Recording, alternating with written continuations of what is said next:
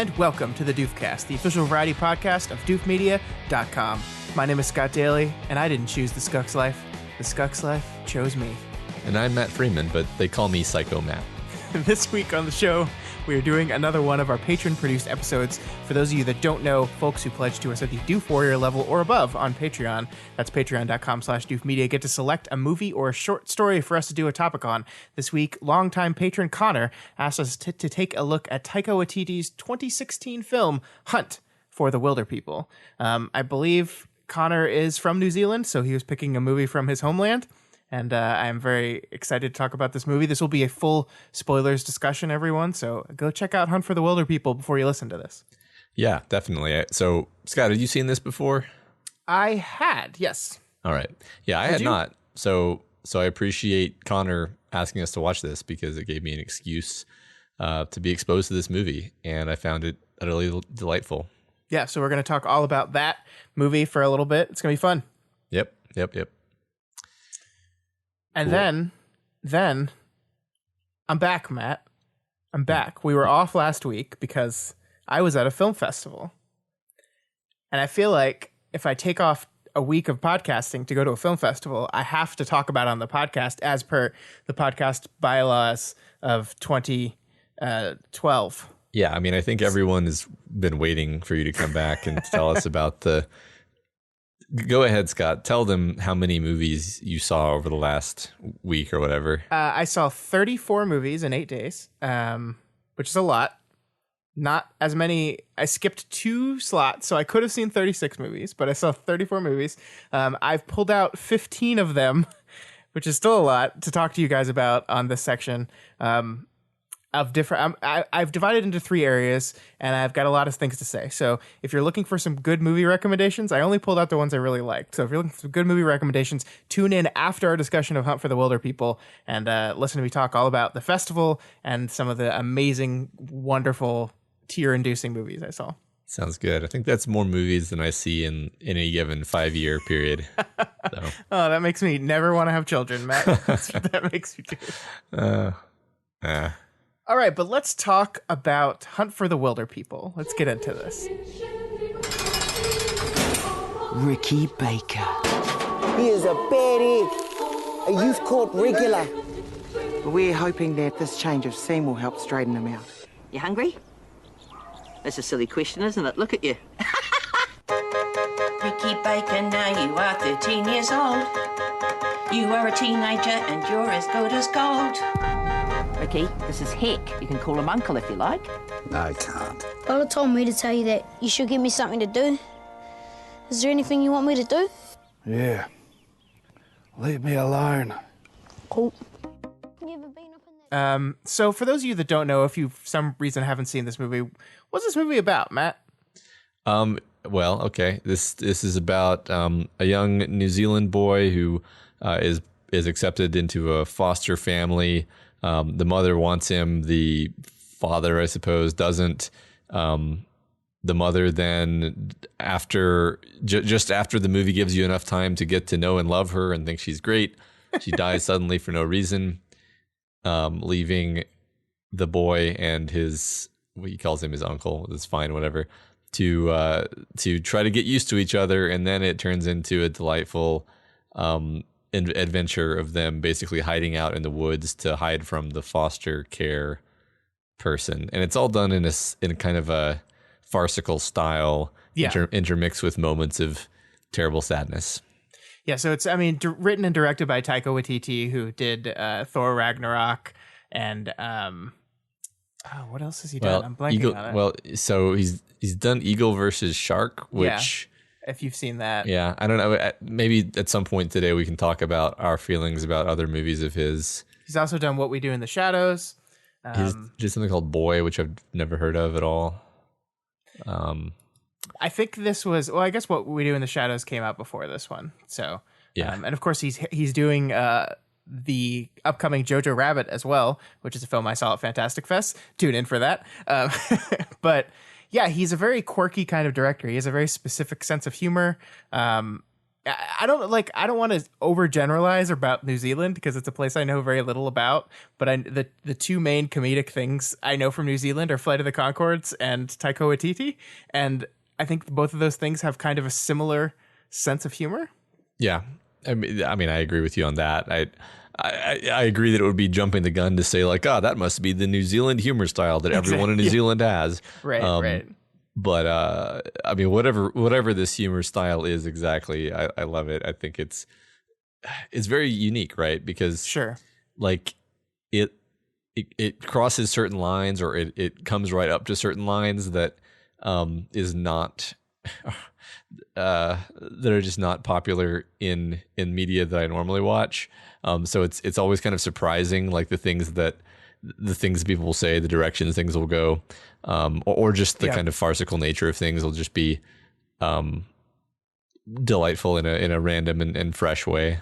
Yeah, no, I agree. And it's got a very particular type of rhythm to the humor. I mean, it's very dialogue heavy, like some American humor, but in different kind of ways. I think you're right that it is tough to take something like this and compare it specifically to a different style. I think that's why Thor Ragnarok, to be frank, is so wonderful and was so successful, is because it's this type of humor that you don't see every day. It just slotted perfectly into the Marvel machine, and worked really well. And I think one of the things that I love this particular movie about, and what I think Waititi does very successfully in his films, is measure this farcical humor with real gravitas. Like this is a very emotional story. I mean, there's deep things going on here. This is a kid that's been kind of rejected by the system, and it's him finding a home with a person.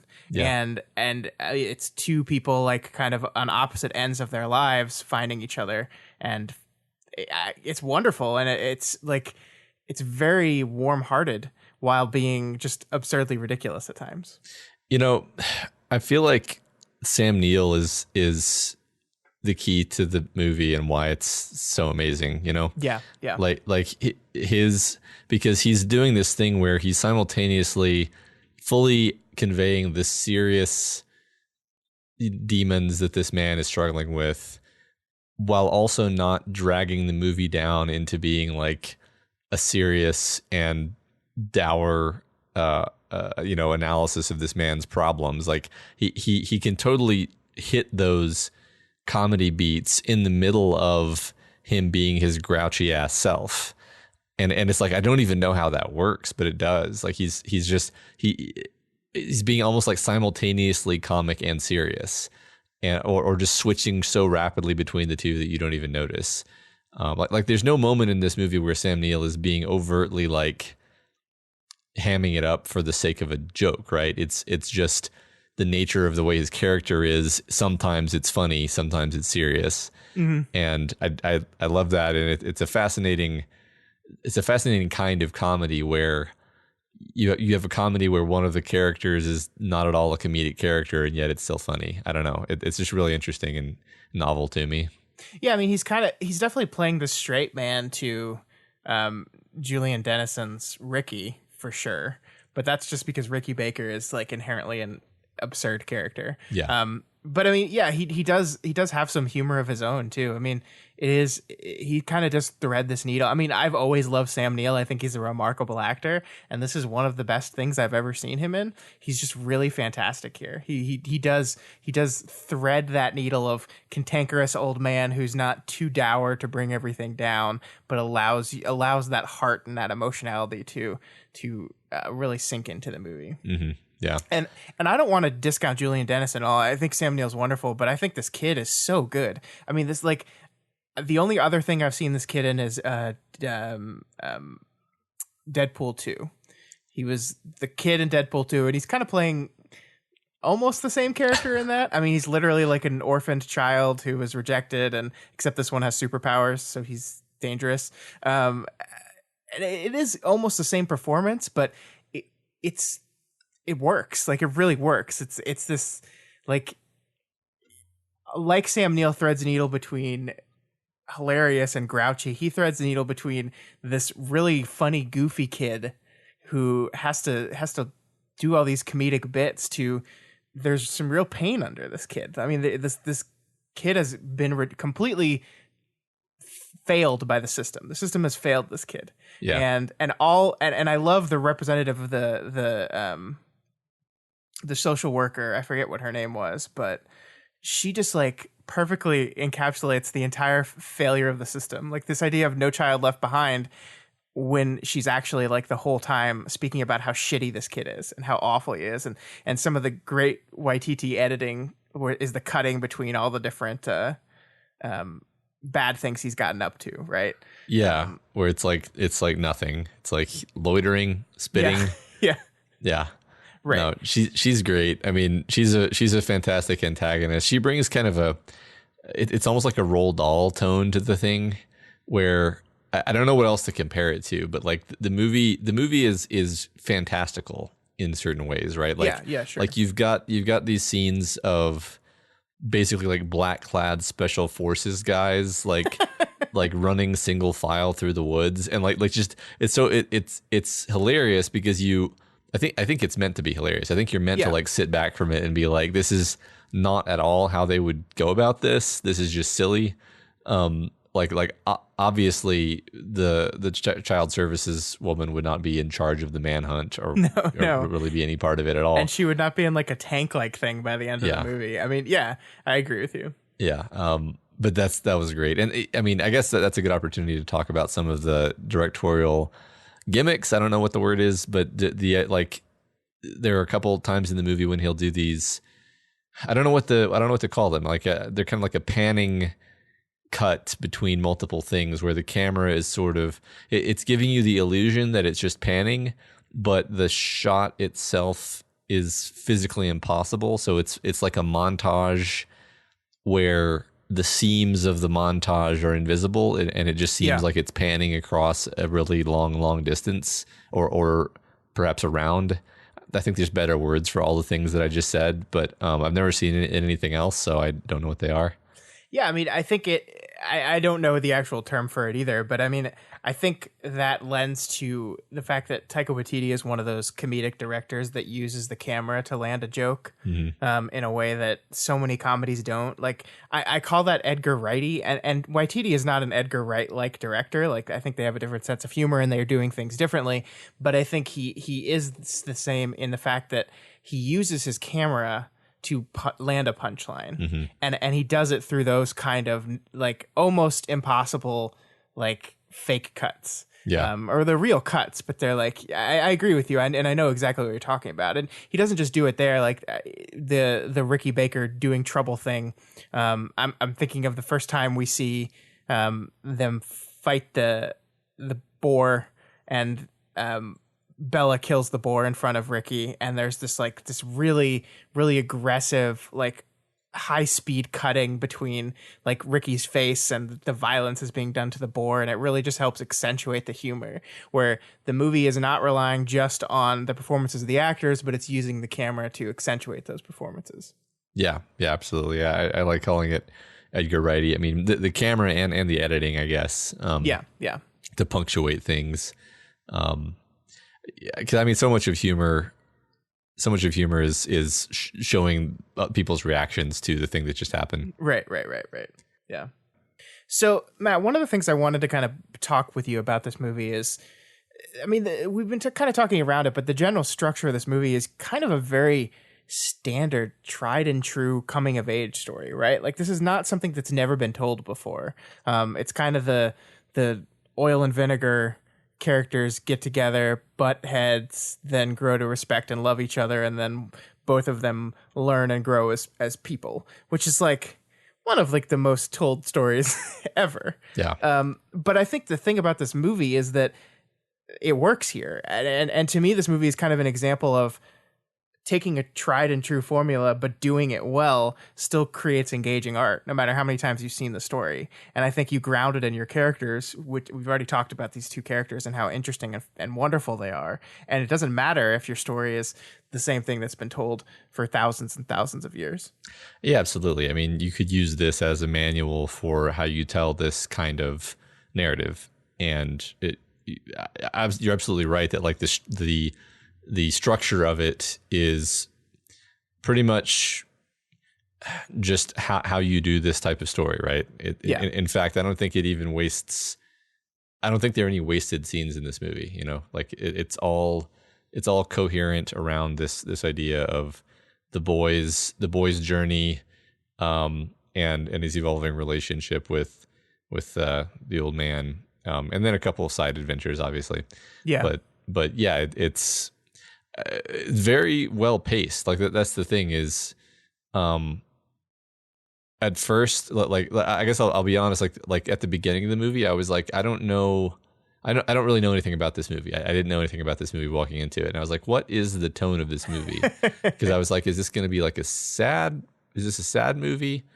And pretty quickly it was evident that there was a comedy element, but I was like, but it's like a really mean-spirited comedy because everybody was being so mean to him at first. Like even the woman who we learn is really nice and kind-hearted, just like keeps calling him fat in a way that's like the only humor of that is like the fact that it's not funny, you know? Yeah. And so it was interesting, like getting into the movie. It was one of the strangest, like, what is this movie exactly kind of like intros. And then finally we get to the point where she dies suddenly and you're like, oh, okay, well, that's sad. But then like from that point, it just kind of goes on this upward slope of becoming a fun adventure. And there's only really one other point where it dips down emotionally, which is when the dog dies. I'm sort of just working through my thoughts as I go, like how interesting it was that the tone and what I kind of thought the movie was and where I thought the movie was going pivoted once or twice.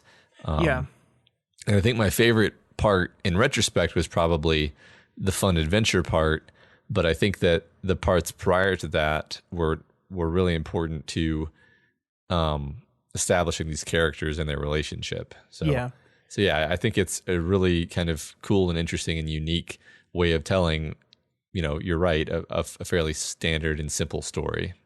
Yeah, and one of my early critiques, I remember the first time I watched this, and this kind of went away the more I thought about it, was this idea that I really wanted more time with Ricky and Bella. Mm-hmm. I wanted more time with that relationship so I could feel her loss a little bit more. But upon thinking about it, I actually really enjoy how brief that part of the film is, because I think it really sells just how quickly this thing became the solution for Ricky, and then how quickly that was taken away from him. And that really sells like why he would get his dog, badly fake his death, and then dive out into the bush. Right. Because this is like we finally have like it's probably like 5 minutes of screen time total where we really have him start to warm up to this woman and have her start to teach him things, and like and then she's gone. And the movie's also done a really good job of establishing Sam Neill as this character who is uninterested in this kid whatsoever. Like there's several recurring beats throughout this movie, and one of them is the idea of calling him uncle, and something that Bella told Ricky to call him, and something that Sam Neill like rejected vehemently. And so that's a very good, very short way of defining how interested in this whole thing he wants to be. And then you get to play that beat several times throughout the movie where he's calling him that and telling him over and over again, stop calling me that. My name, you can call me Heck or Hector. Heck. Sorry. Heck, yeah. And I just think that's like, I like when scripts have those structural beats. Like it's basically a 3-beat, right? Like it's like, I think it's used more time than that, but it's just a recurring beat to kind of anchor your story. And I really appreciate that. I think I don't want to speak that generally. I think a lot of good scripts anchor your story with those repeat beats like that. Yeah. I mean, there were a few things like that in this movie, actually. There's the pig. I don't remember if that's 3 times, but that like the idea of there being pigs that are plot important is something that kind of pops up a few times. Yeah. And like you said, like it only works because it happens more than once. There's a setup and there's a payoff. Yeah. And I love the haiku as as that thing. Like the haikus are something that, and it's a really clever structural way of defining Ricky Baker as a character, because he's this kid that seems like we're told by the movie that he's a bad egg, right? Like that's the first thing, the first lines we get about the movie is how bad this kid is. And we have all the adults around him kind of treating him like shit very early. But then we have this moment where he's like, he makes a haiku about maggots. Yeah. and you're like, what's that about? Like a haiku, he's writing poetry. This bad egg troublemaker is writing poetry in his head. And then we learn, one of my therapists or whoever it was told me whenever I'm having a tough time to do this, so it's become my thing. And that's such a great way of really starting to dive into who Ricky Baker is and learn that he's such a more complicated kid than everyone thinks he is. And I think you're right that Bella is kind of nasty to him at first. Like she does tease him several times for his weight. Like first she like over and over again, it's like, you hungry? Yeah. Well, of course you are. Look at you. Right. And then when he runs away in the middle of the night and passes out like 200 feet from the house, which is just, I think that's great filmmaking too, because the way Waititi shoots this is it makes it seem like he's definitely voyaging like hundreds of miles away from the house. And then we do it, it's a pan cut. It's a pan over to the house, which is like 20 feet away. Really effective filmmaking there. But my point is, she is mean to him. She laughs at him for that. And then we have the moment where he starts saying the haiku. And I think she warms up to him. And it's not saying that she didn't want him. I think we learned that she was exactly like him. And that's why she wanted to invite this kid over, because she wanted to provide a home for a kid that didn't have one, just like she didn't. But that's when she starts to warm up to him. That's when we learn more about him. And this haiku thing repeats itself throughout the movie, where it pays off beautifully at the end, where Heck is the one that writes a haiku to Ricky. Yeah. And that is the wisdom imparted, right? Like it's both these characters have something to teach each other. And it's such a good show don't tell way of exploring your themes. I really like it a lot. Yeah, it's a clever kind of mechanic for getting into the heart of your characters without having to have them like lay out all their problems and feelings in kind of a bald monologue. Yeah. And it's also kind of funny because he's a kid making haikus about maggots. Yeah.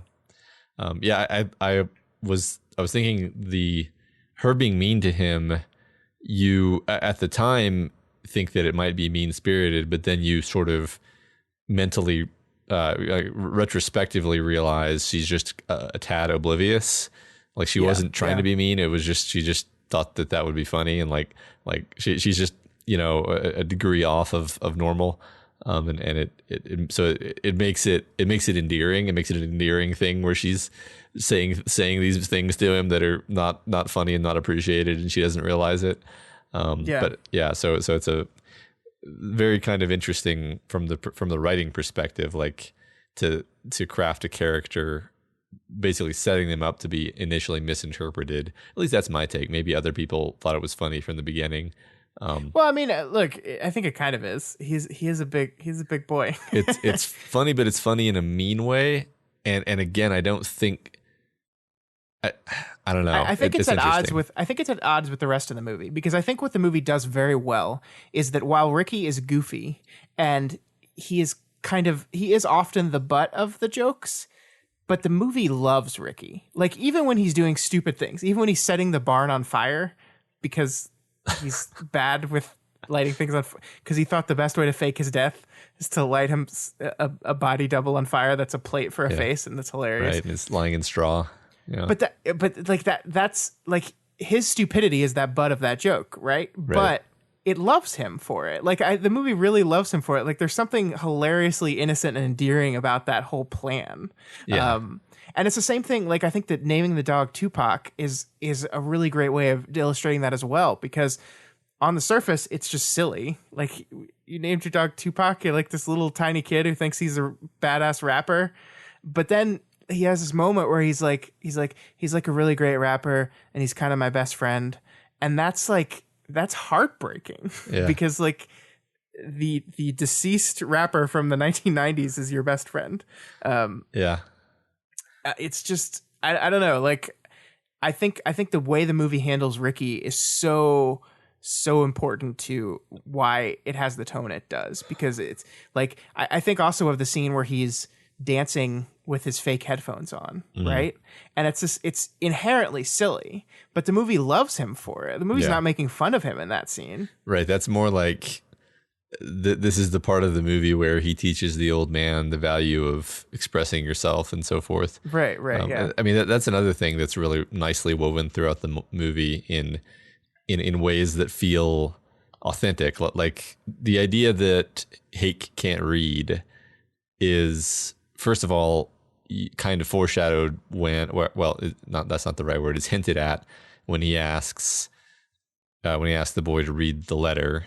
Yeah. And then later, and then when it's fully revealed to be the case, that's actually like the instigating factor for, I don't know, Act 2 or whatever, where he breaks his leg because he's so mad that he's making fun of him, and then him not being able to read thing transforms into, something where he's working on it by the end as part of his journey. He's rectifying this deficiency in himself because of his relationship with the boy. Mm-hmm.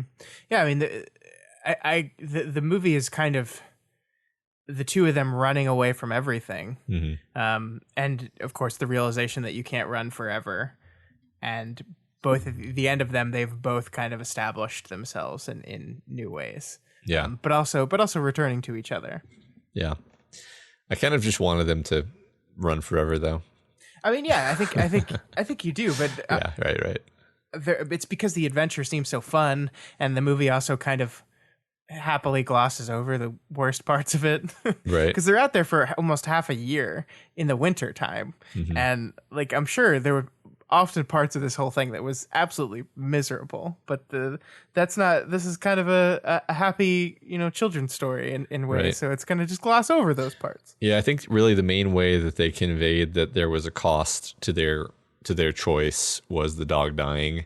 Yeah, because other than that, it would have basically just been like, oh, that was fun.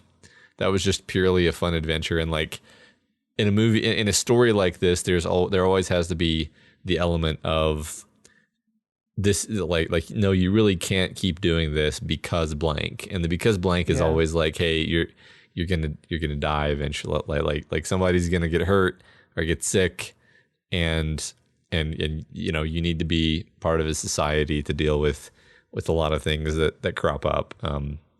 Like toward the middle of the movie, I was kind of afraid, like, okay, what is that thing gonna be? Because I'm so used to this kind of type of story. I was like, all right, so is Hake gonna die? Yeah. Is something terrible has to happen to bring this to closure? And it was actually relatively mild in the sense that the dog is not really like a character who you'd grown attached to. It's a dog, and therefore, in the language of film, you care about dogs automatically, and they care about the dog, so that makes you care about the dog. But sure. Yeah, I thought that was. I was basically expecting, like, how is this going to wrap up, right? Like if you're trope savvy, you're just like, okay, well, I know there has to be the incident that brings this to a close. What's it going to be? And I think that maybe I was worried because they had gut punched us with the woman dying so abruptly at the beginning. I was like, okay, are they going to do this again? Is there going to be another abrupt, horrible thing that happens that ends the movie? And I guess I'm pleasantly surprised it didn't go that way, just because that would be really sad. Yeah.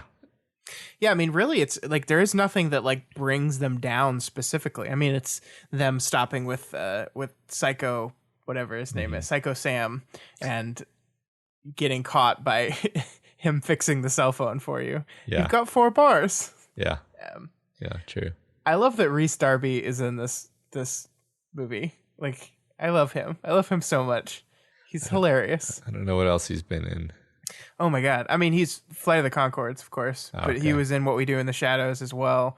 He works with Taika Waititi a lot, but he was also in the Jumanji movie. Okay. I feel like he's just like a character actor that appears in a lot of stuff, and he's always just really, really funny in everything he appears in.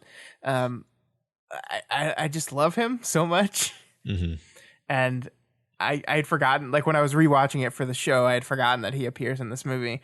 I was like, oh God, that's Rhys Darby. I love him. I probably do know who this is, but I just didn't recognize him because he looks so ridiculous in the movie. Yeah. I think I was just kind of like, the second I heard his voice, I was like, oh yeah, it's a New Zealand movie. Of course Rhys Darby's going to appear in it. He was in a movie I saw at Fantastic Fest as well. So maybe he was on my brain a little bit. But he's great. But I guess I'm curious what you think about the adventure diversions, right? Because there's like, they encounter basically 3 groups of people during this adventure. One is the three guys they meet right after they come out of the bush the first time. The hunters, That basically think that he's a pervert thanks to Ricky's. That's to be honest, that's the one point in the movie where I thought it was like pushing it a little too far. Yeah, that's the kind of humor that I was talking about, where it's crossing lines where I'm like, if I feel like I don't know what's a New Zealand thing and what's a Taika Waititi thing, but I just feel like that wouldn't be a joke that would work in America, in an American movie. Not that way anyway. Like that's just kind of a taboo thing. I mean, it's not like you can't make jokes about taboo things in movies. Obviously you can. It's taboo in a way where you would expect people to kind of shift uncomfortably rather than laugh and be grateful that you're violating the taboo. Yeah, I guess I'm not even complaining about the fact that it was taboo. I thought it was pushing it for Ricky Baker to not be aware of the connotation. Yeah, that makes sense. I like maybe if he had like realized it in the moment. I mean, it has him realize it very soon after, right? Yeah. And there's a very brief moment where he's like, "Oh." Yeah.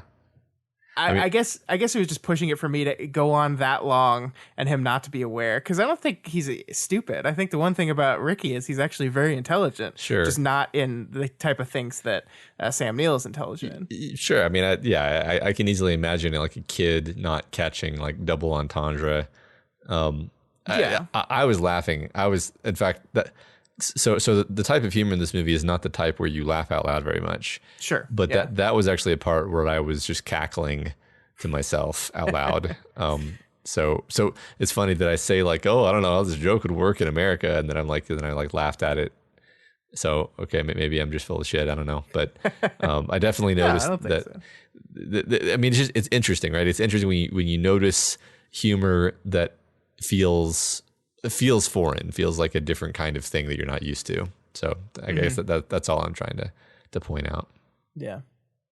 Okay, and so the other moment that they meet other people is when they find the diabetic guy, and Ricky has to run down to get help, and he bumps into a girl and meets the girl and her father. What do you think about this scene? Like, there's a part of me that is like, what is this scene doing in the movie? I mean, yeah, I think it's just showing that he's growing and becoming more capable and confident. And because like when we first met him, he just like was completely taciturn, like he didn't talk to anyone. Yeah, and now he's like, I mean, I kind of thought it was great how Hake sent him on this mission, and he's just like, yeah, you can do it. I trust you, basically, right? Yeah.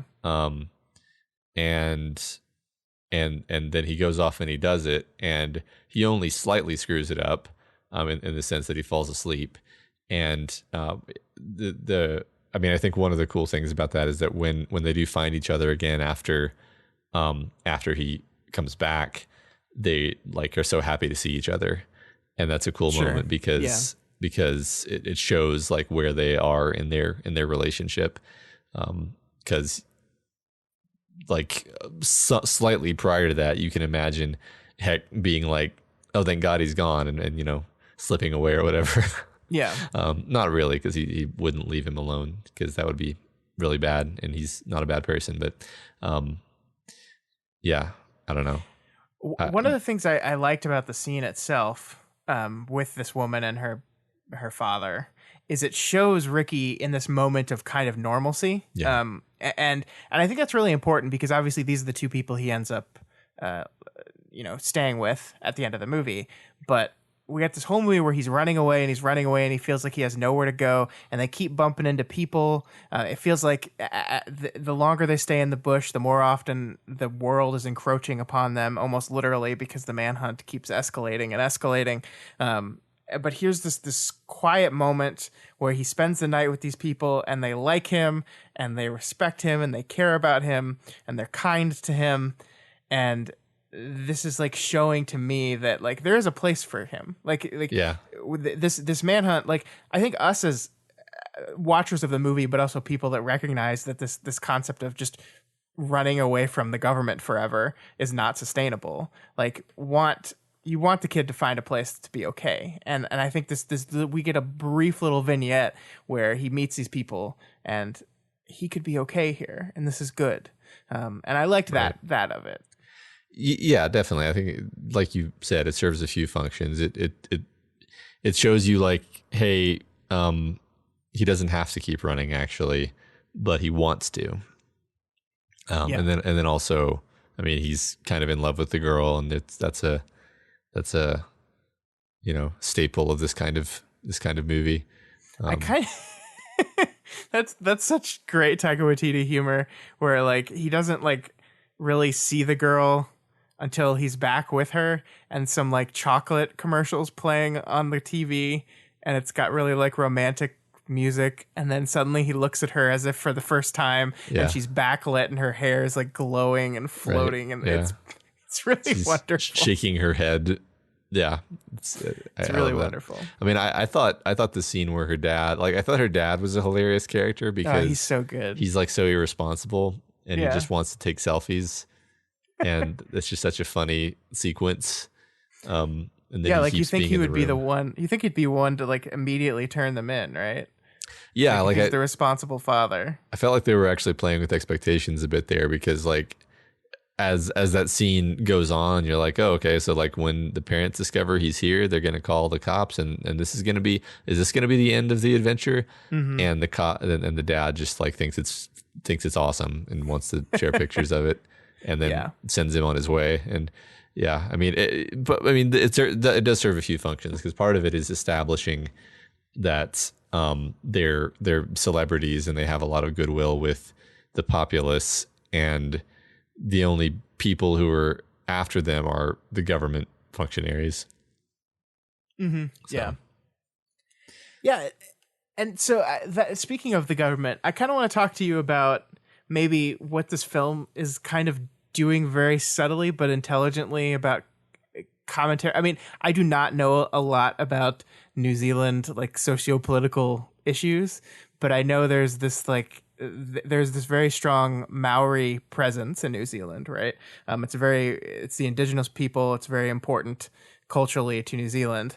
And it is I think like it is intentional that the kid that's been kind of failed by the system is a Maori kid. And I think that's very interesting commentary on something that I have very little knowledge of, but I think it's there enough to where I see it and go, this is interesting. I think this is saying something about the state of New Zealand. Probably. Yeah, I agree that I don't feel confident in saying what. Like I was noticing at certain points, like, okay, all the people on TV are white. Yeah. The movie explicitly draws attention to race at least once, like when he's reading the poster and he's like Caucasian. I got that wrong.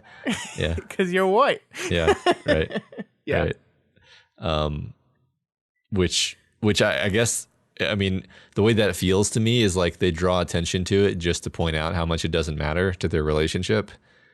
Maybe. Yeah. I mean, between the two of them, for sure. Yeah. For sure. Yeah. That's the closest thing I have to a take on the racial politics of Hunt for the Wilderpeople. Yeah, but I mean, like, I want to build this narrative, but then I look at Paula, who's the child welfare worker, and she's of Maori descent as well, right? So it's not like they're making a case here, or if they are, I don't think this is an explicit like the Maori people are being abused by the system type of thing, right? Not only her, the cop who she hangs out with is also Maori. Yeah. So I don't know. I do not know enough about New Zealand to actually make an intelligent commentary on this. I just definitely picked up on something there. I mean, I think this is based off of a book as well, and in the book, it is the same setup as a white man and a kid of Maori descent. So it feels like something that was intentionally constructed. But if anyone knows about the socio-geopolitical situation of New Zealand that this movie ties into. Yeah, and what this movie is saying about it and so forth. Please let us know. Us. Yes. doofmedia@gmail.com. I would love to hear it. Yeah, I'd love to find out that's actually the point of this movie. It's deeply insightful. It's a whole big metaphor. Yeah. I don't think it is. I think that is absolutely part of it. But I also do think this is a very important movie to New Zealand. You know, this movie even makes a Lord of the Rings joke in it, which I think is perfect. It's a perfect joke. But this is the largest movie in New Zealand outside of Lord of the Rings and The Hobbit, which they don't count really because those movies were both very good and very bad to the country of New Zealand. Watch Lindsay Ellis's video series on The Hobbit if you want to learn exactly how.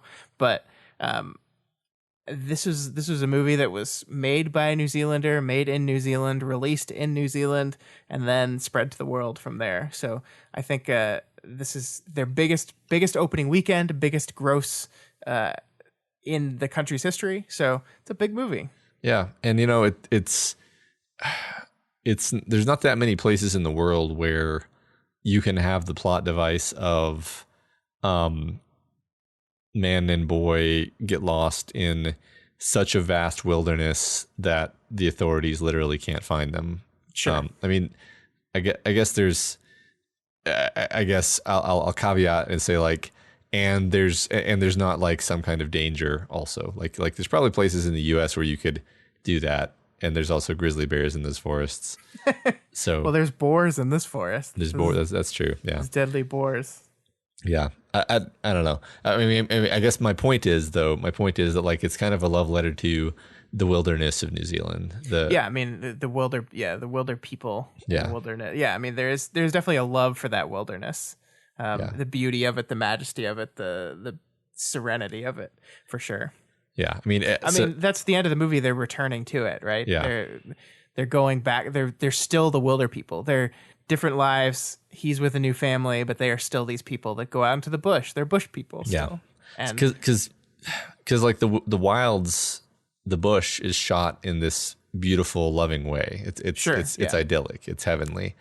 Even in the winter, it's not like, oh, this is so harsh. It's like, yeah, they're dealing with it. It's fine. Oh yeah, Waititi shoots that beautifully, right? Yeah. Like it's blanketed with snow. The movie never stops to comment on the fact that they're freezing their asses off. Like It doesn't, like it is not interested in any of the hardships. You're right that this is like almost, Eden for them. And then in contrast, every time they show civilization, which is pretty rare.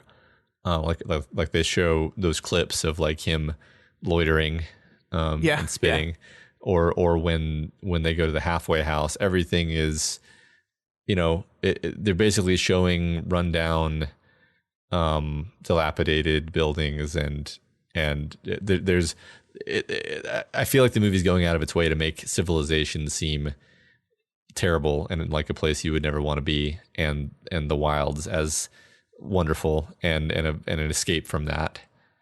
Yeah, right.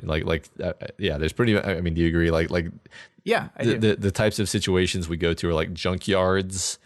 Like the final showdown happens in a junkyard. Yeah, like that seems thematic to me. And the big chase scene happens like on a military testing site, I think, as well. Yeah, that's true. So it's like once they've truly left the bush, and I think it's over, and then it's flat and kind of ugly, and yeah. It's been ruined. It's been ruined by humanity. Ugh, humans. Yeah. Themes. So, I mean, what else do you want to say about this? I really, really enjoyed this. This is a sweet little movie. I love Taika Waititi. Okay, the one thing I want to say, the birthday song is like the best part of this movie ever. I love it. I love it so much. It's so hilarious. Yeah. That was great. I want a little keyboard just so I can play it. Play it badly, and Ricky Baker. yeah, that was great. Yeah, no, I think sweet is the perfect movie for it. I think yes. I might have said like delightful. It's like delightful is a word that I'd probably overuse. I think sweet is a more precise word. And if you're in the mood for a feel good movie, then this is for you. Yeah, I agree. So question, are they going to find the bird? Are they going to find that extinct bird? Probably. What do you think about that? I mean, that is an interesting thing. So this is a bird. I looked it up because I was curious. This is a bird where the last confirmed sighting of this bird was 1907, although there are credible sightings of the bird in the 60s. But most people consider it extinct, and here these two find this bird, and that becomes the end of the movie. Is they're gonna find proof of this extinct animal that still exists in New Zealand. I mean, what do you think that says about the film itself? I mean, something along the lines of what I was just describing about the idea that the wilderness is this pristine, Edenic place where people find redemption and growth and fulfillment, and this wilderness still has things in it that humanity has tried our best to kill. But if you go deep enough into the woods and you give yourself to the bush, then it will reward you by showing you these things that have fled civilization. Yeah, I think that's a good answer. I think it was definitely men that killed this thing. Was hunting, and when rats were brought to New Zealand, yeah, rats hunted them like crazy. But yeah, I mean, I like that. This idea that like the bush is the wilderness is this place where even things that you thought were long gone can still be found. Like even people you've written off. Both in both of them, where Heck is kind of this person that maybe has been written off by society. He can't read. He just kind of does this thing. Ricky Baker is definitely someone that society had written off, and it can survive and flourish despite everyone thinking it is gone. I like that. Yeah, no, I like that better than what I said, actually. the idea that the bird is a kindred spirit to them. It's an exile. It's a kind of exile. Yeah. So that is Hunt for the Wilderpeople. Good job, Taika, and good job playing that priest. Did you recognize him? He was the priest. Yes. In fact, always plays a role in his movies. Yeah, that was one where I was just like, okay, this is silly. This is silly, Taika. And what's through that other door? Another Jesus. You would think it's Jesus, but no, it's actually another door. Another door. Oh, and what's behind that door? Jesus. Yes, it's Jesus. He's tricky like that. Oh my god, that's great. Great movie. Yeah. All right. So that is Hunt for the Wilderpeople. It is available to rent on, it's free on Hulu. I think it's to rent on most other streaming platforms. Give it a shot. Seriously. It's a good movie. Doof. So Scott, you saw some films recently. I did. I saw quite a few films. So let's talk about a little bit about Fantastic Fest. And I guess if you've been listening to the show for any amount of time, I've been going to this thing for the past 5 years, and I usually always talk about it when I come back. So you might know what Fantastic Fest is. But for you new listeners, hello. What is Fantastic Fest? It's a film festival. They call it a genre film festival, Matt, which I think the word genre has stopped having any meaning anymore. Like basically, it's supposed to be like horror, sci-fi, fantasy, that type of the type of film that is not like the drama or comedy of mainstream filmmaking. It's fantastic. Exactly. As opposed to boring. Exactly. So that is what Fantastic Fest is. This was the 15th year of the festival, and it has gotten bigger and bigger each year. But it is like, I've never been to another film festival, but I have enough friends that are in the industry that go to film festivals and tell me how terrible they are. This film festival is supposed to be unique in that regard, in how their ticketing system works and how you get movies, and in the lines you do not have to wait in, and just like the system, the fact that Fantastic Fest is in one theater, it's at Alamo South Lamar. most other film festivals in other cities are like spread out multiple theaters throughout the city. And so you have to travel around. This is not that. It's at Alamo Drafthouse. So like there's food right there. You just eat Drafthouse food for 8 days and then regret all your decisions. It's just it's a wonderful, fun time. Like I have as much fun watching the movies as I do, just chatting and talking. Like I have a big group of friends. There's like 9 of us that I've just met through like movie message boards and Twitter, and we like met and then we all started going. So now we all rent a big house together, and it's just a really fun event. It's a good time. If you've never been to a film festival before but you love movies, Fantastic Fest is the one to go to, I think. Yeah, I mean, it obviously sounds incredibly fun. We're gonna get you out there sometime. One of these years when my kids are all in college. Yeah, right. Yeah. But so this year, so here's how I broke it. The first thing I want to talk about is like one of the big complaints out of the festival was that Netflix had such a huge presence this year, which is absolutely true. Netflix was like at this festival like crazy. I saw 5 Netflix things, and I think there were more than I saw. Oh wow! Some of them are out already, but a lot of people were complaining about this, and I get the complaints. But I think what's happening here is not that like Netflix sat down and said, we are going to have a presence at Fantastic Fest. I think what's happening is Netflix is one of the only studios that's making the type of films that play very well at Fantastic Fest. Like a lot of the films they produce there are things that no studio would have ever touched. Like there's a serial killer time travel movie that is on Netflix right now. It's called In the Shadow of the Moon. I didn't like it very much, but I will admit that there's no way any studio touches this movie. There's no way any studio gives $50 million for this movie to be made and released. And Netflix is doing it. And so like, I think Netflix, like I have qualms with their decisions to never show movies in theaters, but hey, I got to see a bunch of these in theaters because they were playing at Fantastic Fest. So I'm not in the complaining about Netflix taking over my festival camp. I'm in the other studios should make more movies like these if they want to play a Fantastic Fest camp. Yeah, I mean it's interesting, whether you're for or against it. It's really interesting that Netflix has become so dominant in making the kinds of movies that dare I say people want to see. Mm-hmm. I think that is very true. All right, so I'm going to go through these movies quickly because I don't want to be here all night, and neither do you. But I have divided my films into 3 categories. So the first category is movies I saw that I really liked that you've probably heard of. The next is movies that I saw that I really liked that you might hear about soon. And then the last is movies that I really liked that you definitely haven't heard about and might never see, just because I don't know how a lot of these things, some of these movies just never get released, just the way it happens. They play at film festivals and that's about it. But there's some really good movies in there too. And I think that last category is the one that really makes these type of experiences unique, because I'm seeing a movie that might never get seen anywhere else. All right, hit me.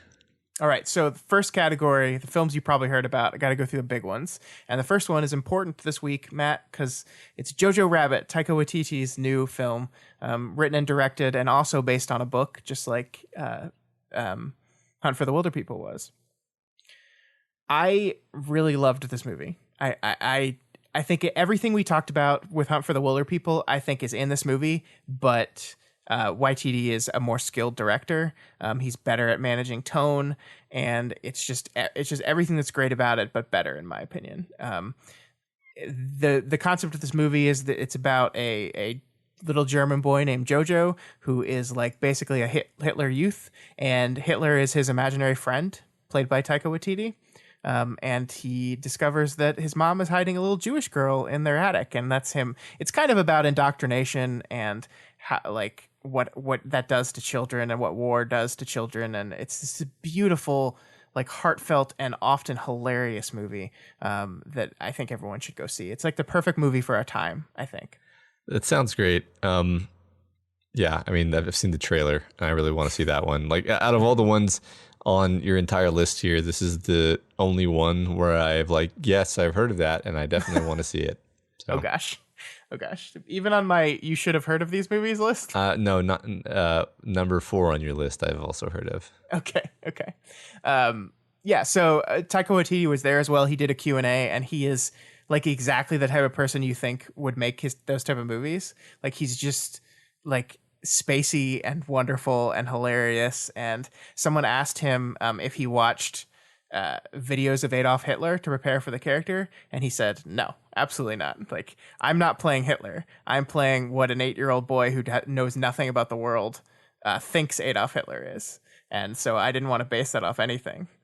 Makes sense. And I think that's a perfect, wonderful answer, and it kind of really zooms into the point of the movie very well. Right. I mean, somebody trying to actually play Hitler in a comedy would just not work at all. Right. Yeah. It's really, really good. It's really good. And Waititi's performance is really good as Hitler. Like, I think it is.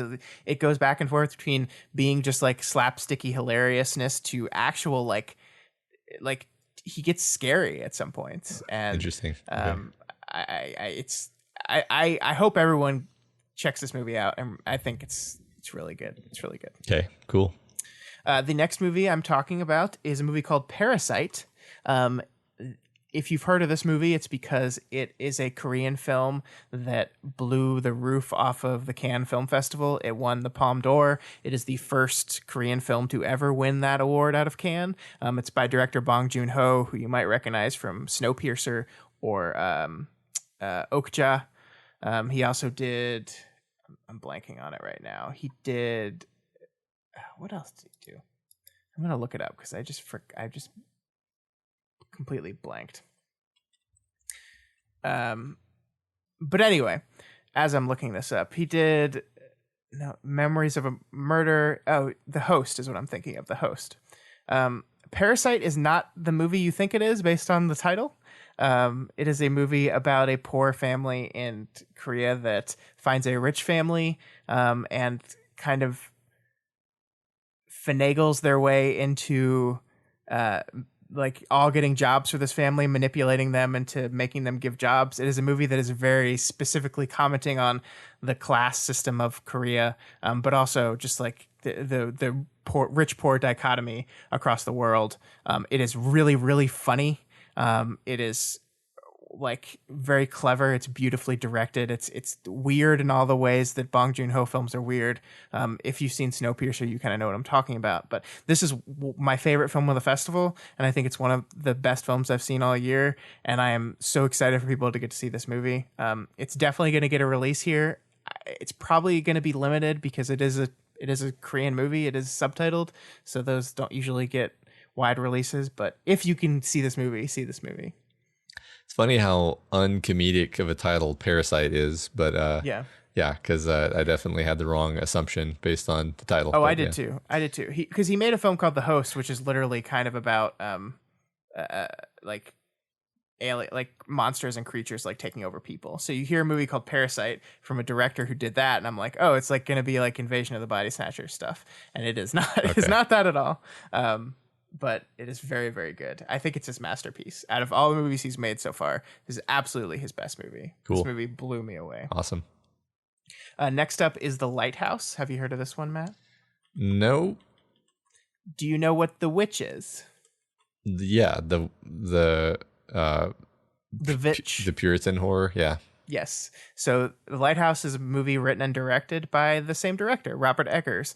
It stars Willem Dafoe and Robert Pattinson as two lighthouse keepers who basically get marooned there, and things get weird.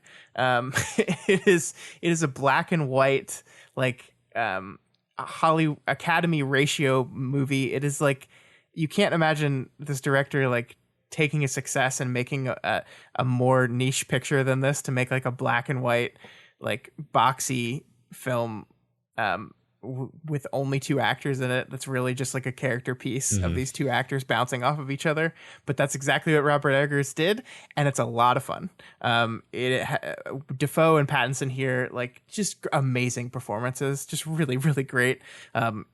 It's weird. It's really funny. Like, all these movies that I've talked about are pretty funny, surprisingly. Like, I didn't think this movie was going to be funny. It's much less of like a horror film than The Witch was. It still has creepy moments, but definitely not your standard type of horror film. That's good.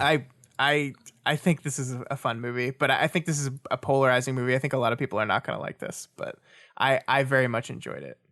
Yeah, I mean, yeah, you've piqued my interest. Pretty much everything you just said sounds interesting. I like the Witch. I'm fascinated at the idea of a funny version of the Witch. Yeah. I mean, you'll see it, and like the Witch, where his big thing in the Witch was getting like true to period dialogue. A lot of the dialogue in this movie was written based off of stories or writings of wikis, which are lighthouse keepers. So it's another one of those trying, not exactly historically accurate, but trying to be close to the way people talked and the stories people told. So cool. All right, next up is Knives Out. Matt, Rian Johnson is good at movies. I know. So yeah, Knives Out is Rian Johnson's new, basically Agatha Christie-ish whodunit. And I've been looking forward to this movie since I saw the trailer, since I saw who was in it. And it is as good as it looks. It really is. It is fun. It is hilarious. It is clever.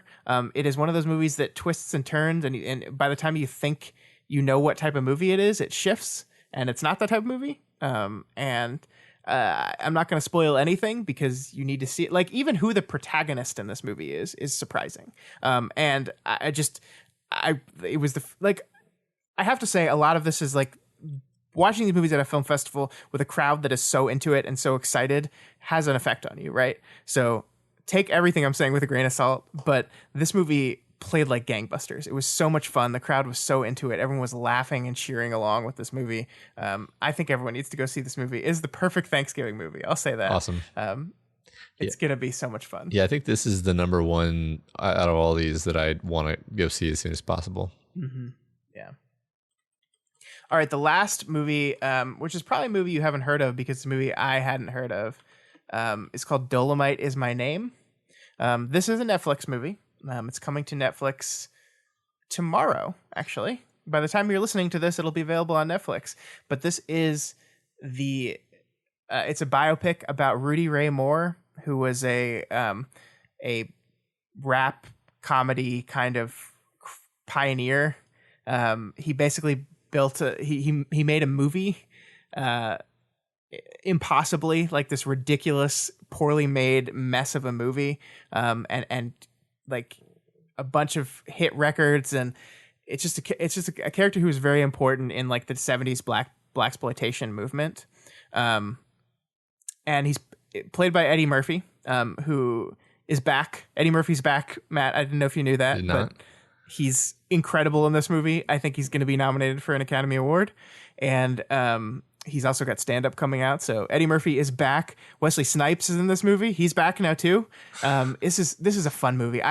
This was a secret screening movie. So I walked into the theater, not just knowing about this movie, but not even knowing what movie I was going to see. So I had like no idea. And it's so fun. It is a lot of fun. I had never seen anything by Rudy Ray Moore. I still haven't, but I really want to. But this is it is in some ways a very standard biopic type of structure.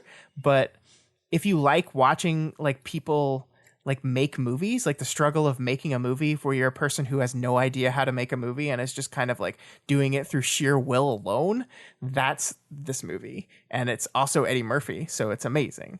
Yeah. I mean, that's utterly fascinating. I hadn't heard about this at all, but yeah. It's and you can see it on Netflix right now. That's awesome. Yeah. Yeah, you've very successfully sold all 5 of these movies to me, and I'm just never going to have time to watch all 5 of these movies. But sadly, yes. Yeah. All right. Next category is the films you might have heard about. The first one is a movie called First Love. Do you know who Takashi Miike is, Matt? Sort of. I couldn't list his movies off the top of my head, but well, that's because there are over 100 of them. Okay. He is a crazy director who has made he's a Japanese director. I am very mixed about him. I like some of his movies. I very strongly don't like some of his movies. He had a movie that came out. Actually, you've seen Audition because we did a Kryptonian collection on that. Yeah, I love that. So he directed that film. But you direct 100 movies, you're going to bounce around genres, right? Yeah. Like he does not make movies in the same genre.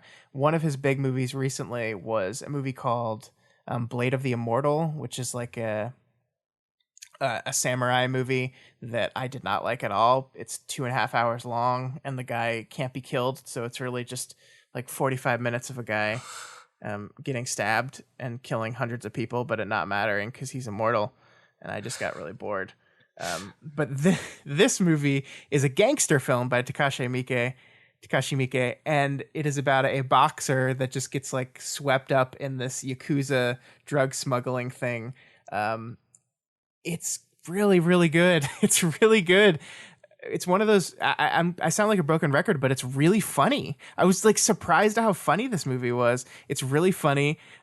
It's like has a bunch of like very specific type of like almost caricature type characters, but I think it works really well. I think it's like the best Miike film I've seen in a long time, and I really, really enjoyed it. And he got a Lifetime Achievement Award from Fantastic Fest while he was there, so it was fun. Awesome. I'm assuming this is gonna get picked up. I don't know where though. But is it in Japanese though? Yes. Okay. I mean, so I assume it's not going to be in theaters. Probably not. Yeah, because that would be very rare. Yeah.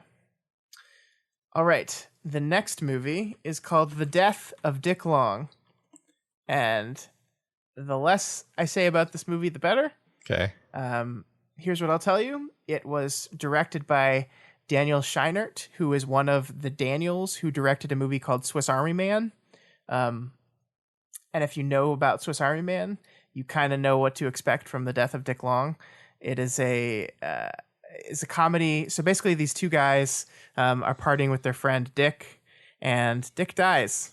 And then they're like anxiously trying to cover it up and make it so no one will notice. And they're just so inept at it and that it's hilarious. Okay. And it's basically the director Daniel is from Alabama. And he grew up in a small town in Alabama, so it's kind of his love letter to like small town Alabama and the people that live there. And it's a delightful little comedy. I don't want to spoil anything because like midway through the movie, you realize what the movie is and what it's doing, and it's hilarious and shocking. I don't know where this is playing. I'm trying to find out as I was talking, but part of me wants to say this is a Netflix movie, but I'm not sure. Yeah, sounds. So I never saw Swiss Army Man, so a big part of my context for this is missing. Swiss Army Man is a movie about a guy that finds the corpse of Daniel Radcliffe and makes it his best friend, and it has superpowers. Okay, sure. Like it farts and propels, and its mouth filters water. It's absurd and hilarious and weird as shit. Makes sense. And that's about what this is. Okay. So it's an A24 movie. So this is going to get a theatrical release, and it looks like it's out in some places right now. There's one theater in Dallas that's playing this. Okay. So it's definitely gonna be a limited release type film, though. This is not a wide release film. Let me tell you. Yeah, I mean it. Yeah, sounds similar to Swiss Army Man. So yeah. Speaking of Daniel Radcliffe, though, the next film I have to talk about is a movie called Guns Akimbo, which stars Daniel Radcliffe and Samara Weaving, and it is about a guy who trolls trolls on the internet and then gets two guns attached to his hands. I just love Daniel Radcliffe's journey through life. I know, it's so great. So basically, the concept of this movie is that in the near future, there's this like game that everyone plays where, not everyone, but a lot of people play, where it's just basically like you murder each other, and everyone watches it as entertainment, right? So there's all these people that like usually two people are playing against each other at the same time. One wins, and you bet on them, and it's become like a sport. And Radcliffe finds this disgusting, so he spends all his nights on the internet basically going into those places and like trolling those people and giving them shit for watching this shit. And so the company sees him do that and sends someone to his house, and they graft guns onto his hands and then tell the most popular of the murder game people named Nix that she has to go kill him. And so it's him trying to survive against this really, really effective murder lady. It's kind of like Scott Pilgrim meets Crank. You remember the movie Crank? Yes. It's kind of like that. I'm glancing through like production stills, and I'm getting some Fight Club vibes. Yeah, I guess a little bit. Okay. I mean, Fight Club, but he's got guns on his hands. Sure. And I mean, Samara Weaving is an amazing actress. Did I talk to you about the movie she was in earlier this year called Ready or Not? I don't remember if I talked about that. I'm not sure. Well, she was in that as a badass action star, and she's in this as a badass action star, and I love her. And she's like my favorite action star right now, and she's really, really good in this. Okay. She's the best part of the movie. I love Daniel Radcliffe. She's the best part. I don't think I've heard of her. But oh, you're gonna have to. Is she looks like she's related to Hugo Weaving. She is. She's his niece. I can tell from the bone structure. Yes. And the first time I noticed that, now I can't unsee it. I see his face every time. Yeah. All right, next movie. I'm going to start to go faster. Okay. Next movie is a movie called Color Out of Space. It's directed by Richard Stanley, and it is based on a H.P. Lovecraft story of the same name. It stars Nicolas Cage. Yeah. Sorry, I got to put this one at the top of the list, actually. Because of Nick Cage? Yeah, and because of Lovecraft. Yeah, so I have not read this Lovecraft story, but I have read some Lovecraft story, and I can safely say that out of all the adaptations of Lovecraft I've seen, this is my favorite. Okay. It is crazy in just the perfect way it's supposed to be crazy. Nick Cage is kind of like, he holds back where he needs to hold back, and he goes for it where he needs to go for it. And like, I'm so impressed with the director's ability to hold Nick Cage back until the parts where he needed to go crazy. And then he's delightful in those parts. It's just everything I want out of a Lovecraft adaptation. Like, it's weird as shit, some crazy monster stuff, cosmic horror to the bestness. Like, it's called Color Out of Space. There's a lot of amazing color in this movie. I had a lot of fun with this. So is it on the campy side, because it's such a campy title? Kind of, yeah. Like, I could go back and forth on what campy means. Right. So, like, definitely yes, but also no. Okay. I mean, it's the original title, right? So I guess that they just had to go with that. Yeah, I'm excited about this one. I mean, Nick Cage all day. Mm-hmm. He's perfect in it. I read some review that said like this was a terrible movie for Nick Cage to be in, and I can't disagree more. Like, this is the perfect Nick Cage role. It's perfect. Yeah. Okay. Great. All right, the last film in this category, I don't know where Color Out of Space is going to get released. I just feel like it is because of my boy Nick. Yeah. The last movie is a movie called Synchronic. And have you heard of Justin Benson and Aaron Moorhead? I don't think so. They are two... they direct very specific kinds of sci-fi type movies. A movie called Resolution and a movie called The Endless, which is playing on Netflix right now. This movie, it stars Jamie Dornan and Anthony Mackie. It's basically about a couple of New Orleans paramedics that like get mixed up with this drug. It's called Synchronic that sends you back in time or something. It is probably Benson and Moorhead's like most accessible film, and I feel like this is the movie that might have them finally break out to mainstream, and I'm very excited about it because they always write these movies with these really interesting science fiction plots that are really grounded in their interesting characters. The main character in this movie, Anthony Mackie, is a guy who finds out he has a brain tumor and he's going to die, and him dealing with his life while also dealing with this time travel drug and what that means. And it's also like a time travel movie that isn't afraid to like go into the fact that going back in time would be terrible for everyone, but would especially be terrible for a black man. Would be really, really bad. So it definitely doesn't shy away from that.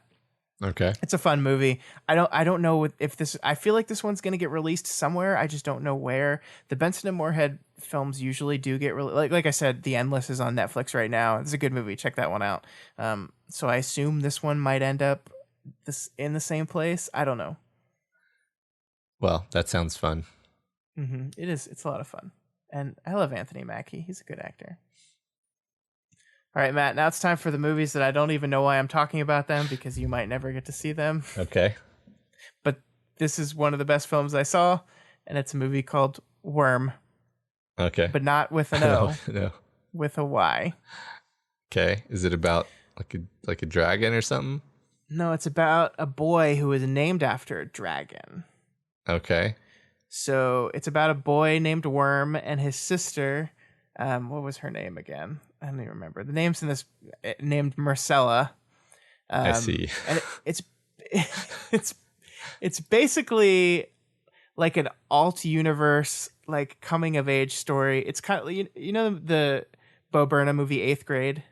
Yeah. Oh, I haven't seen it. Came out last year. year. I know about it. Yeah, it's kind of like that, but like an alternate universe. Like in this alternate universe, like the internet has just come out, but technology is very weird, and there's this like the system that's been invented to teach your children about sex, where all kids are required to wear a collar until they get their first kiss, and then the collar falls off after they get their first kiss, and then they get assigned a bracelet that they have to wear until they have sex for the first time. So like he's starting high school and he hasn't had his first kiss, and he's like the only kid wearing a collar still. Also, his older brother just died in a car wreck. And it's just this heart. There's so much heart to this story. It's weird in like the Napoleon Dynamite kind of way, but it's just filled with so much heart, and I just loved it so much. It came out of nowhere and just like knocked me out. I think it's fantastic, and I hope it gets picked up somewhere because I think people really need to see this movie about this weird kid, dealing with grief, and Matt, it's making me smile. Think about it. It's so good. Yeah, you know what's funny is I completely believe you and trust you and think that I would like it, but just like there's like nothing that you just described about it is a selling point. You know, like that's why movies like this don't do well. There's no like Napoleon Dynamite was lightning in a bottle. There was no Sure. There was no reason it was successful. It was just a weird thing. Yeah, I don't know. I mean, I don't know. It could catch on, but I'd be surprised. Yeah. All right, the next one is Swallow. I'm most confident about this one because I think a studio picked it up, and it's a movie that I think could work a little bit more wide. But it is about a newly pregnant woman who basically she's having a rough time at home, and she starts like compulsively swallowing things.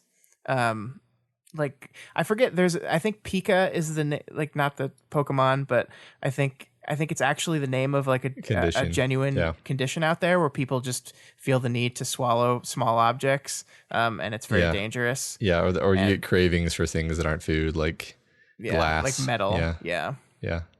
And so it's about a woman who's going through that, and it is like this super powerful story actually about femininity and about how women are treated in society, and it's just a really effective, very interesting way of exploring those facts. The lead is a woman named Haley Bennett, and she's amazing.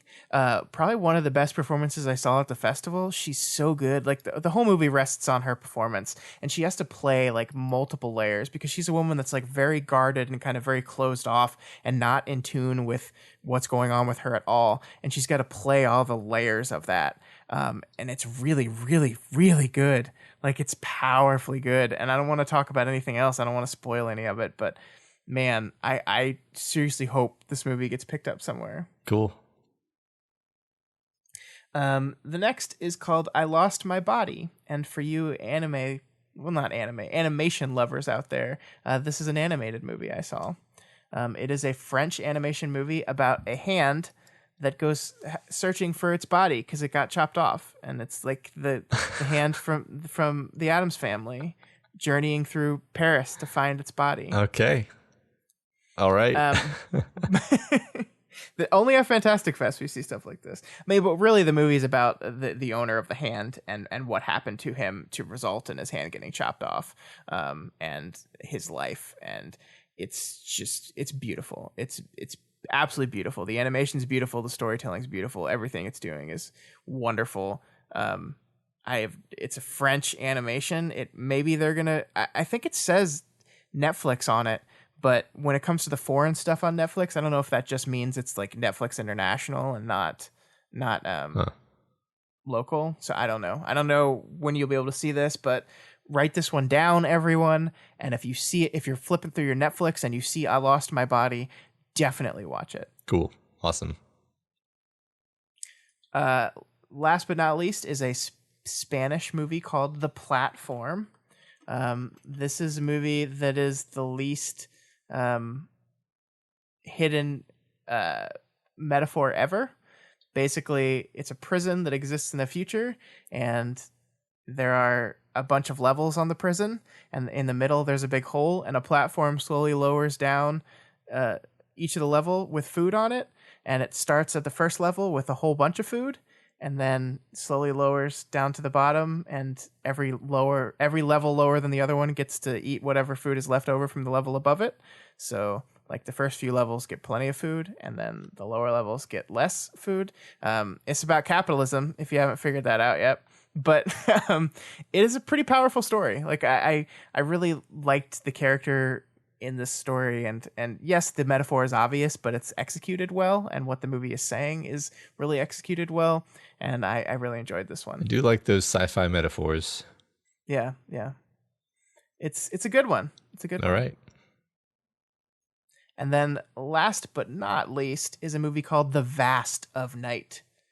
How do you feel about the Twilight Zone? I like it. I like Twilight Zone-y type things. Well, this is basically an episode of The Twilight Zone made into a movie. That's the jam. About aliens. Okay. But it is beautifully shot. Like, this would be a fine movie.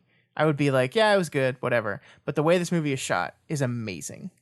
It's a lot of long takes, but it's like colored in a very specific way, with some really interesting camera work all across the board, that really just kind of sucks you in. Yeah, as I glance over the images, it's very unique. Yeah. Yeah, I mean, you can just look at the images. Like, it's very grainy. They really went for this grainy look. They do interesting. There's a lot of phone conversations in this, and they do a very daring thing in movies, which to literally just like cut the picture out and just let you listen to the words of the phone conversation, which you wouldn't think would work, but it does. It's such a fun movie. I really, really, really enjoyed this one too. Okay. Again, no idea if this is going to picked up, where it's going to get picked up. No idea. It's a very small movie. It was filmed in Texas. So it's one of those movies that I think was like Friends of the Festival, but maybe it'll get somewhere. I don't know. The Vast of Night. Write that one down too. I'm writing it. Maybe you'll see it. I'm writing right now. All right. I'm done at last. Sorry that took so long, but there's so many movies. Yeah. I think everybody looks forward to this. So yeah, no, it's great. I want to see like most of the ones you just listed. So we'll see. Yeah. We'll see what happens. There's one more thing. I forgot to write it down because it's not a movie. Okay. But I saw a Cartoon Network animation called Primal by Jendi Tartakovsky, who created Samurai Bob and Dexter's Laboratory. Do you know those shows? I do. I was a child when you were a child. Okay. Well, he's got a new show out now called Primal, and we saw the first 4 episodes. There's only 5 episodes. It's like a limited run thing, but they showed us the first 4 of them. And this is a lot of fun, guys. This is a lot of fun. I think this Monday at midnight, it's going to start playing, and it's going to run at midnight for 5 days. So on Cartoon Network. Yes, correct. At midnight Central Time. Cool. So I guess that's actually, it might be midnight Eastern time, so it might be 11 Central. I don't know. Just look it up on Cartoon Network. If you like Samurai Bob, check this out. It's so good. It's so good. It's so fun. I had no idea what it was going into it, and I don't want to tell anyone what it is going into it. It's great. Awesome. It's a lot of fun. There's no dialogue in this. They released 5 episodes of a 30-minute cartoon in which there's no dialogue, and it doesn't need it. Yeah, it's kind of his thing. Yeah, that's cool. Yeah. All right, that's it. I'm done. I promise I'm done. All right. So if any of you guys have seen any of the films that I talked about, or if you want to talk about what was the movie we did? It was so long ago. Hunt for the Wilderpeople. Have any opinions about that, let us know. You can reach out to us on our email at doofmedia@gmail.com or over at our Twitter account at doofmedia. I really want to know what you guys think if you've seen any of the movies I saw at Fantastic Fest. Or you know what?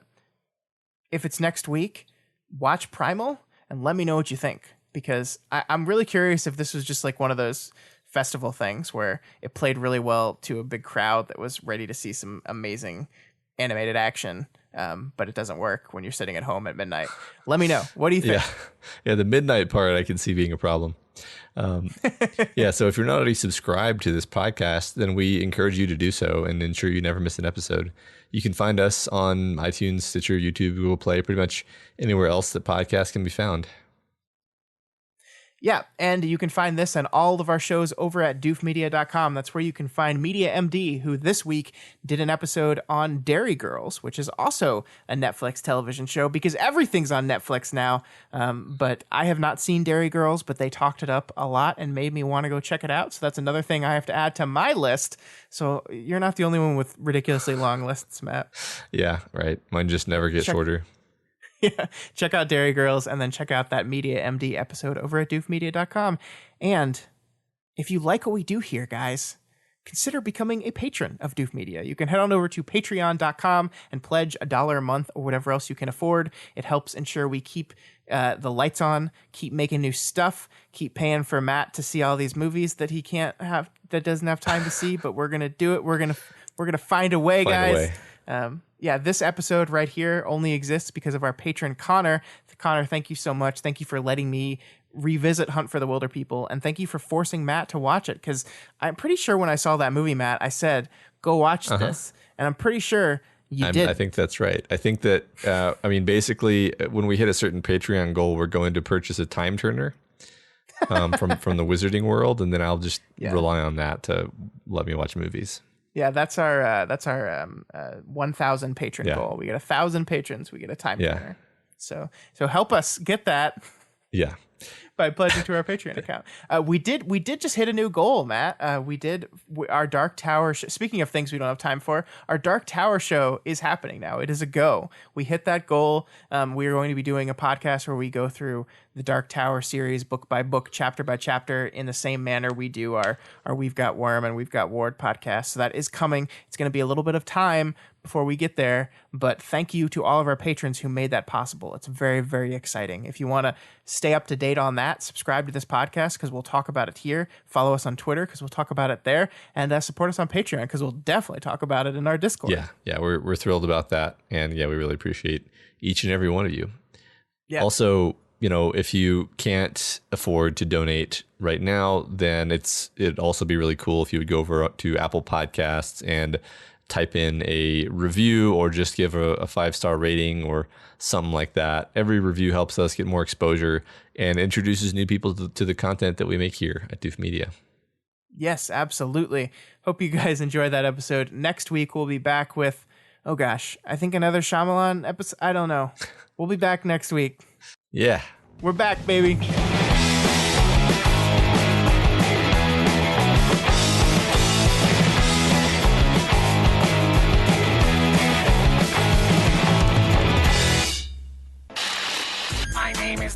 And you'll do what I say.